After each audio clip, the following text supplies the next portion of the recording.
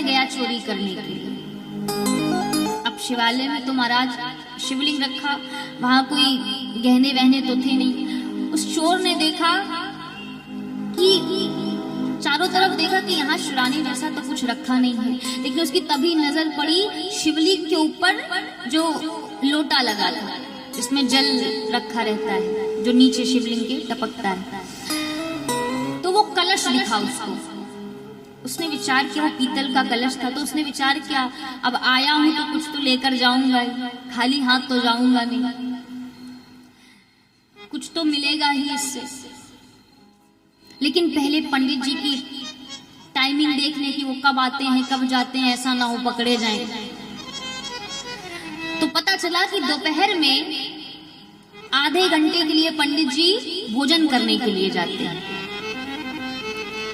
तो यही मौका है इस कलश को लेने का। महाराज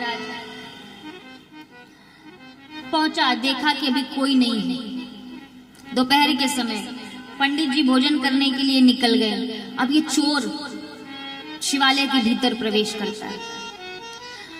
अब जब पास में आया तो देखा क्या कि वो जो कलश था वो थोड़ा ऊंचाई पर था, उसकी कल्पना से थोड़ा ज्यादा ऊंचाई पर था। क्योंकि दूर खड़ा था तो दूर से पास लग रहा था, लेकिन जब पास आके देखा तो वो थोड़ा सा दूर था। अब वो कलश को उतारने का प्रयास करने लगा पर पहुंच ही नहीं पा रहा। सारे प्रयास कर डाले पर कलश तक हाथ ही नहीं पहुंचता उसका। जब प्रयास करते करते हार गया तो हाथ जोड़ करके शिवलिंग की तरफ कहता है, प्रभु अब हमें क्षमा करना, कोई दूसरा उपाय बचा नहीं है। और ऐसा कहकर के महाराज शिवलिंग के ऊपर पैर रख दिया और कलश उतारने लगा। इतने में ही पंडित जी आ गए, अरे चोर चोर चोर चोर, पकड़ो पकड़ो पकड़ो। जैसे इधर पंडित जी आए उधर भगवान शिव त्रिशूल और डमरू लेकर के प्रकट हो गए। जैसे इस चोर ने देखा तो महाराज हाथ से कलश छूट गया। और पंडित जी ने जैसे ही भगवान शिव को देखा तो दंडवत प्रणाम किया, बोले आज मेरी भक्ति सफल हो गई, आज मुझे आपका दर्शन हो गया।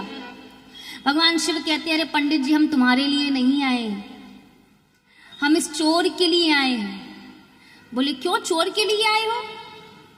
बोले पंडित जी आज तक आपने हमको दूध चढ़ाया, दही चढ़ाया, घृत चढ़ाया, इससे ज्यादा कुछ नहीं चढ़ाया है ना, लेकिन इस चोर ने तो खुद को मुझे समर्पित कर दिया, मैं इसकी भक्ति से प्रसन्न हो गया, ये पूरा का पूरा मेरे ऊपर समर्पित हो गया, इसलिए मैं इसकी भक्ति से प्रसन्न होकर इसको दर्शन देने के लिए आया हूं, मैं तुम्हारे लिए नहीं आया।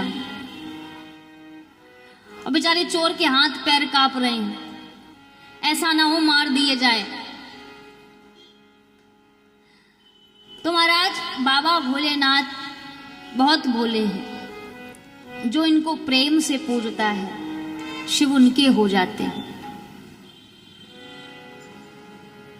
हमने सुना था कि 3 साधन हैं जिनके कारण शिव को पाया जा सकता है, श्रवण, कीर्तन और मनन। ये 3 साधन है जो ज्ञानियों का मार्ग है। अपनी आत्मा का उत्थान करिए तो आप शिव सदृश हो जाएंगे। तो ये ज्ञानियों का मार्ग है, इसीलिए बाबा को कहते हैं महाकाल, है ना। क्या कहते हैं? महाकाल। जो काल के बंधन में नहीं है, जो समय से ऊपर उठ गया। काल भी जिनके सामने सिर झुकाकर खड़ा रहता है, वो है कालों के काल महाकाल। भगवान शिव के गले में जो सर्प है वो किसका प्रतीक है पता है? काल का प्रतीक है। और वो सर्प भगवान शिव के गले में धीरे धीरे धीरे धीरे खिसक रहा है, मतलब समय भी धीरे धीरे खिसक रहा है, समय भी धीरे धीरे जा रहा है। कैसे जा रहा है? आयुर नश्यते प्रतिदिनम। जैसे हाथ में अंजलि में जल भर लीजिए और जल की बूंदे नीचे से धीरे धीरे टपकती हैं, एक एक करके, 2-2 करके। उसी प्रकार प्रतिदिन हमारी आयु घट रही है। आपकी ना जाने कितने आयु घट चले गए जीवन के, मेरी ना जाने कितने चले गए आयु, कितने कम हो गए। तो एक एक बूंद करके समय निकल रहा है। आपके ना जाने कितने दिन चले गए, कितनी रातें चली गई, लेकिन कहा कि जो इस समय से ऊपर उठ गया, जिसने काल को अपने वश में कर लिया, जो समय के बंधन में नहीं है, समय जिसको बांध नहीं सकता,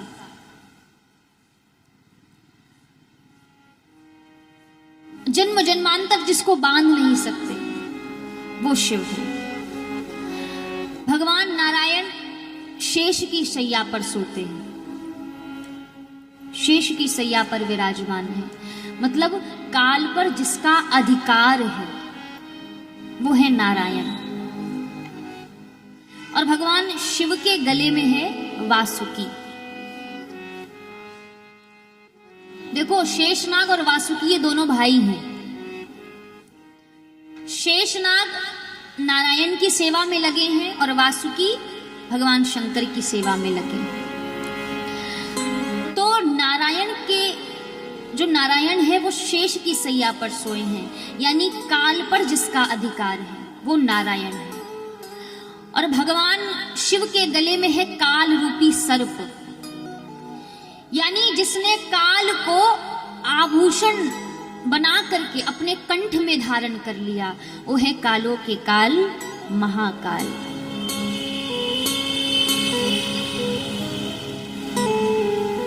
काल व्याल महात्रास। हम सबको काल का ही भय रहता है, मृत्यु का भय रहता है।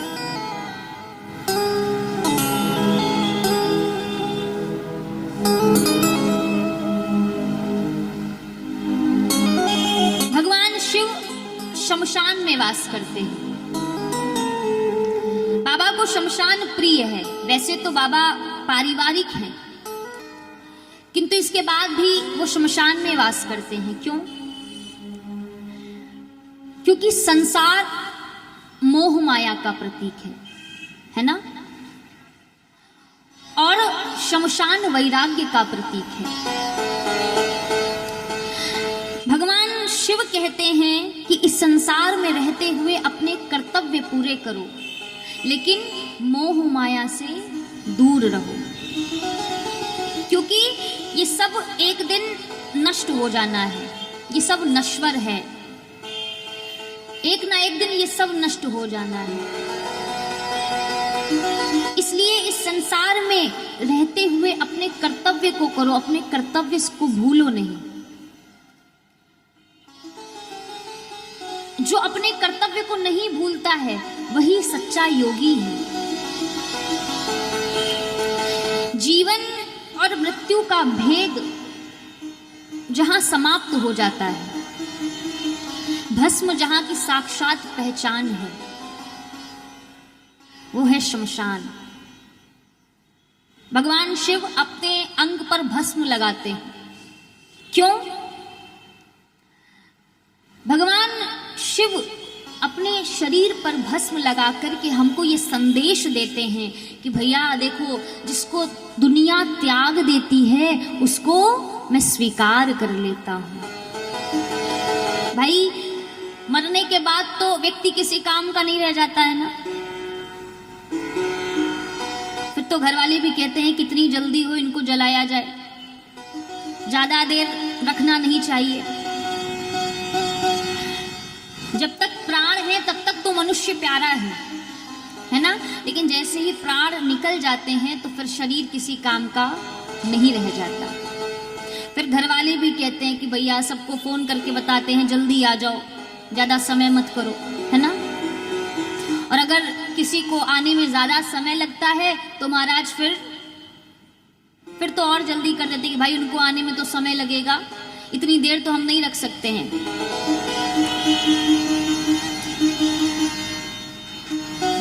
भगवान शिव भस्म लगाते हैं और हमको ये संदेश देते हैं कि दुनिया जिसका त्याग कर देती है उसको मैं स्वीकार कर लेता हूं। और दूसरा, भस्म मृत्यु का प्रतीक है। शिव हमें सिखाते हैं कि यह शरीर, धन, पद, प्रतिष्ठा, ये सब एक दिन जलकर भस्म होना है। यही जीवन का सत्य है और इस सत्य को जिसने जान लिया वही सच्चा योगी है। शिव के अंग पर लगी भस्म वो सिर्फ एक राख नहीं है, वो एक दर्शन है जीवन की सत्यता का।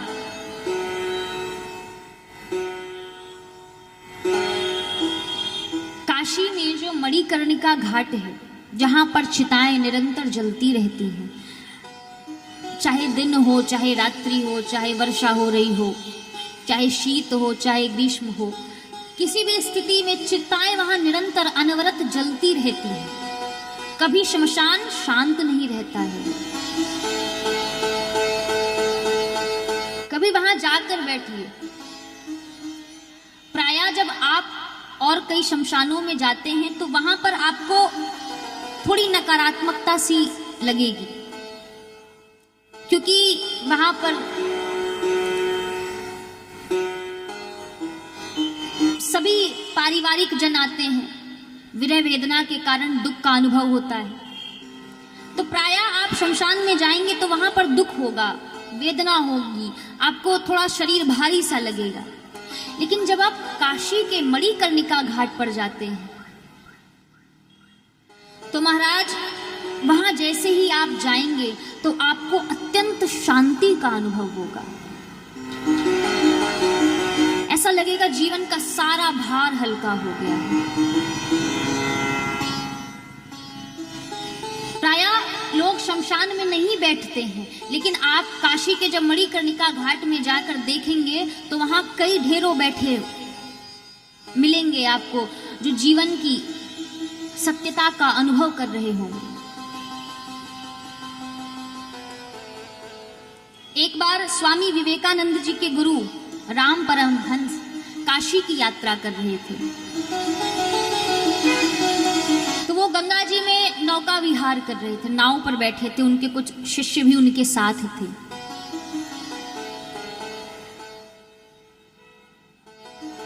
तो जैसे ही रामकृष्ण परमहंस मणिकर्णिका के घाट पर पहुंचे, एकदम सचेत होकर खड़े हो गए और जोर जोर से महादेव महादेव महादेव चिल्लाने लगे। मणिकर्णिका घाट की तरफ देख करके दंडवत प्रणाम किया, भाव समाधि में चले गए रामकृष्ण परमहंस। शिष्यों ने पूछा कि क्या हुआ गुरुदेव? बोले, मैंने अभी देखा वहां पर भगवान शिव किसी के कान में कुछ कह रहे थे। मैंने अभी वहां शिव का दर्शन किया।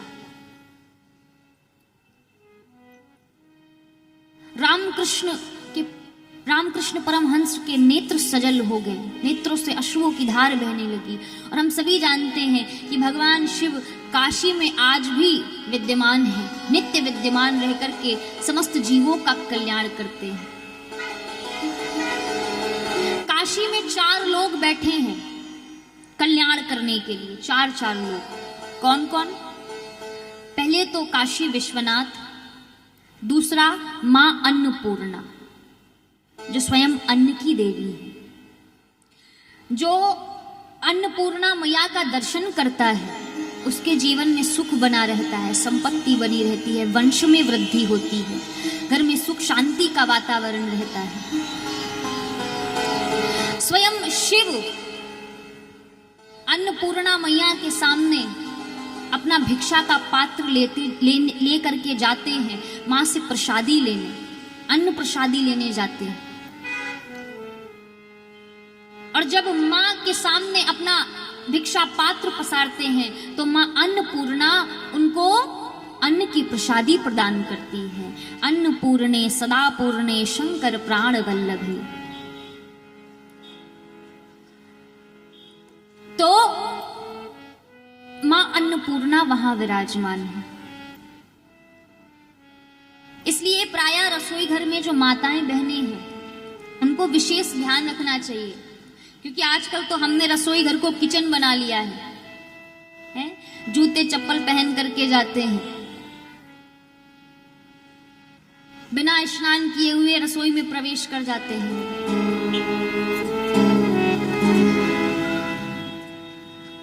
वो अन्नपूर्णा की रसोई होती है, इसलिए उसकी पवित्रता का विशेष ध्यान रखें। बिना स्नान किए रसोई में माताओं को नहीं जाना चाहिए, जूते चप्पल पहन करके नहीं जाना चाहिए। बहुत ज्यादा ठंड है तो आप नीचे कुछ बिछा लीजिए, उस पर खड़े होकर के भोजन प्रसादी बनाइए। लेकिन हम इतने मॉडर्न हो चुके हैं कि जूते चप्पल सब, और फिर पूछो तो कहते हैं नहीं किचन वाले हैं, किचन वाले जूते चप्पल अलग, घर के कमरे के अलग, बाहर के अलग, है ना, बाथरूम के अलग, हर प्रकार की वैरायटी रखते हैं। फिर अरे भाई जूते चप्पल तो जूते चप्पल है।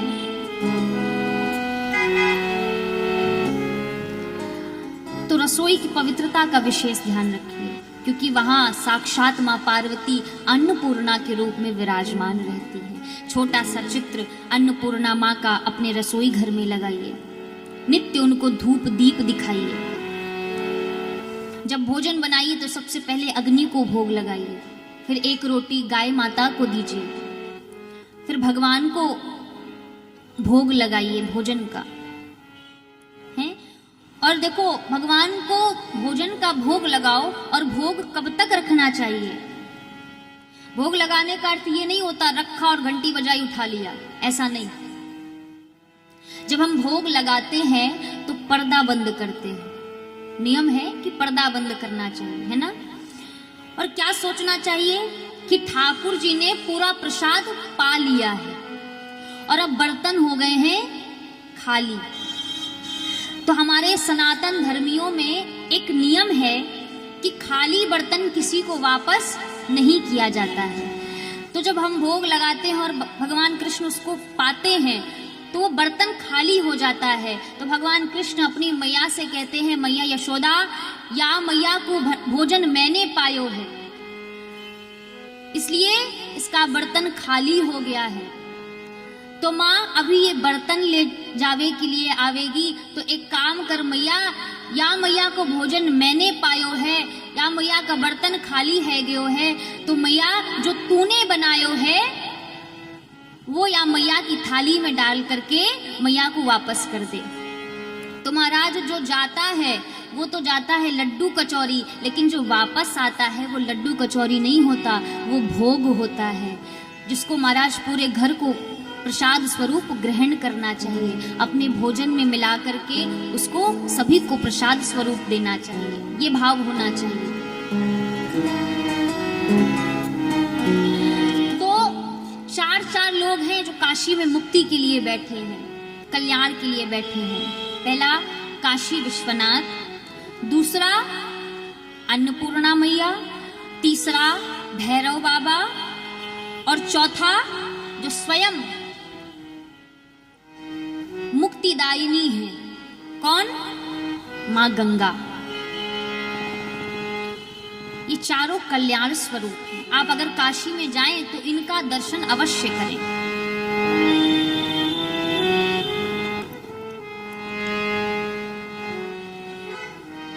कल हम सभी ने कथा श्रवण करी, भगवान शिव का विवाह उत्सव बड़े आनंद के साथ मनाया। भगवान शिव की महाराज अजब बारात निकली। उस बारात में हम सभी भक्त शामिल हुए। किसको किसको आनंद आया? सोचो, आप यहां बैठे थे, आपको यहां से आनंद आया, जो बाबा की बारात में गए होंगे उनको कितना आनंद आया होगा, है? तो बाबा का ब्याह बड़े धूमधाम से हमने मनाया। ब्रह्मा जी ने शिव और पार्वती का विवाह कराया था। शास्त्रोक्त विधि से, जो विधि पुराणों में लिखी है, शास्त्रों में लिखी है, उसी विधि से ब्रह्मा जी ने बाबा का विवाह कराया था। माँ मैना ने अपनी पुत्री पार्वती को सुंदर सा उपदेश दिया, क्योंकि जब बिटिया ससुराल जाती है तो माँ बिटिया को सिखा कर भेजती है ना, कि बिटिया दूसरे के घर जा रही है। अपने घर में जब तक रही तब तक खूब मनमानी करी, लेकिन अब दूसरे के घर जा रही हो, परिवार देखना है, रिश्तेदारों को देखना है, अपने सास ससुर का ध्यान रखना है, अपने पति का ध्यान रखना है, पतिव्रत धर्म का पालन करना है ना। तो माँ उपदेश देती है बहुत सुंदर, माँ पार्वती को। इसके उपरांत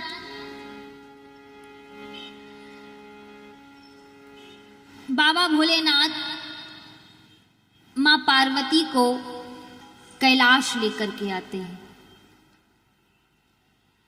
कैलाश में बहुत उत्सव हो रहे हैं, आनंद मनाया जा रहा है। क्यों? क्योंकि आज सभी बाबा के गणों को मैया की प्राप्ति हो गई। अभी तक सिर्फ बाबा भोलेनाथ थे, है ना। अब बाबा के बच्चों को माँ भी मिल गई, तो सभी गण प्रसन्न हैं, नाच रहे हैं कि हमको आज मैया मिल गई। क्योंकि जो बच्चे होते हैं वो अपनी बातें पिता से नहीं कह पाते, तो किसका सहारा लेते हैं? माँ का सहारा लेते हैं। तो गण बड़े प्रसन्न हैं कि अब जो बात हम अपनी बाबा से नहीं कह पाएंगे वो माँ के द्वारा पहुंचाएंगे। आज हमको मैया मिल गई है। हजारों कामदेव जहां महाराज डोलते हैं, ऐसा है कैलाश। और उस कैलाश में आनंद हो रहा है, उत्सव हो रहा है।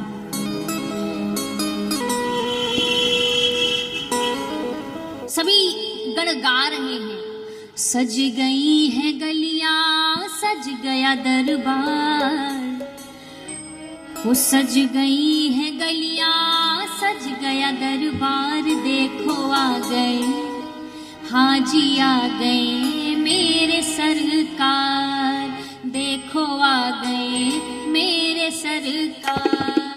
सज गई है आज मेरे सरकार, सज गई है गलियां, सज गया दरबार, सज गई है गलियां, सज गया दरबार, सज गई है गलियां, सज गया दरबार, सज गई है गलियां, सज गया दरबार। देखो आ गए, हाँ जी आ गए मेरे सरकार, देखो आ गए आज मेरे सरकार, देखो आ गए मेरे सरकार, देखो आ गए मेरे सरकार। दोनों हाथों से तालियों की सेवा करते हुए आनंद में गाइए।